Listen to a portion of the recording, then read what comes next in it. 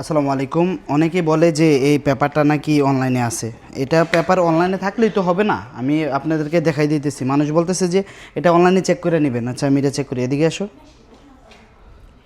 এটা অনলাইনে আমি চেক করে নিচ্ছি বারকোড দিয়ে। বারকোডে চেক করলে এটা কি আসে? আইও মাই গভ।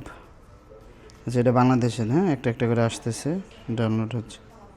ঠিক আছে, কোম্পানি কি অরিজিনাল আছে কিনা। আচ্ছা এই যে দিলাম, ওকে। আরেকটা আমি করতেছি, হ্যাঁ, ওনার সামনে কাইটা দাও। আরেকটা করতেছি আমি। আচ্ছা এটা অনলাইনে আছে কিনা। আচ্ছা এই কোম্পানিগুলো যদি অনলাইনে থাকে তাহলে কি হবে, নাকি গভর্নমেন্টের ওয়েবসাইটে অনলাইনে থাকতে হবে নাম নাম চেক করে? এটা হচ্ছে সবচেয়ে বড় কথা। এটা আসছে, সবগুলো আসছে এখানে। কোন কোম্পানি? এটা হচ্ছে মাদারীপুর ট্রাভেলস কোম্পানি, শরিকা মাদারীপুর ট্রাভেলস। এখন আমি বলবো যে এটা যদি থাকে তাহলে কি হবে, আমরা যে পুলিশ ক্লিয়ারেন্স করি এটাও কিন্তু অ্যাপোস্টিয়াল থাকে, অনলাইনে থাকে। মাত্র একটা police clearance 1-150 Real 200 Real.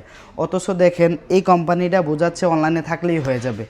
By মোবাইলে থাকলে হবে না, বারকোডের মাধ্যমে থাকলে হবে না, থাকতে হবে বাংলাদেশের কোম্পানিতে, বাংলাদেশের সরকারি পোর্টালে আপনার নাম, রেজিস্ট্রেশন নাম্বার দিয়ে কিংবা নাম দিয়ে চেক করে দেখবেন যে আপনি এটা ভেরিফাই করা আছে কিনা।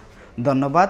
লাইসেন্স অথেন্টিক যদি লাগে, যারা ইনভেস্টর হবেন চাইলে আমাদের মাধ্যমে ইনভেস্টর হয়ে নিতে পারেন, করে নিতে পারেন। নিজের সৌদি নিজে হয়ে যেতে পারেন, নিজের কফিল নিজে হয়ে যেতে পারেন। ভালো থাকবেন ইনশাল্লাহ। ধন্যবাদ।